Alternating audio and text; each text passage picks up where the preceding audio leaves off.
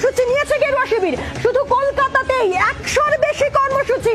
রামনবমীতে করা হবে অস্ত্র পুজো। গেরুয়া শিবিরের কর্মসূচি ঠিক কি তাই আপনাদের সামনে রাখছি। উত্তর এবং দক্ষিণ কলকাতায় 16টি মিছিল করা হবে। বজরং দল, বিশ্ব হিন্দু পরিষদও থাকবে মিছিলে এবং তাদেরও কর্মসূচি রয়েছে। অর্থাৎ একেবারে মেগা কর্মসূচি গেরুয়া শিবিরের।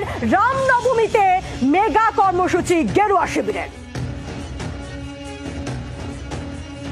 এরই পাশাপাশি কত ভিড় তা টানতে পারবে তা নিয়েও টার্গেট বেঁধে দিচ্ছেন গেরুয়া শিবিরে যারা রয়েছেন। তাদের ঠিক কি টার্গেট তা আপনাদের সামনে রাখছি আমরা।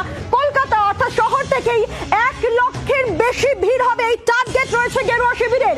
আর কলকাতার পাশাপাশি জেলায় জেলায় ঠিক কি টার্গেট থাকবে সেদিকেও নজর রাখছে। একেবারে উত্তরবঙ্গের দিকে চলে যাচ্ছে শিলিগুড়িতে প্রায় 5 লক্ষ টার্গেট করেছে গেরুয়া শিবির। তারপরে বারাসতেও তাদের টার্গেট প্রায় 5 লক্ষ।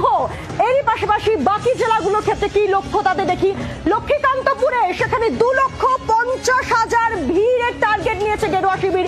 চন্দননগর সেখানেও 2 লক্ষ টার্গেট গেরুয়া শিবিরের। এবং কলকাতা যেমনটা শুরুতেই জানাচ্ছিলাম আপনাদেরকে যে 1 লক্ষের বেশি টার্গেট গেরুয়া শিবিরের। কবে? রামনবমীতে টার্গেট গেরুয়া শিবিরের।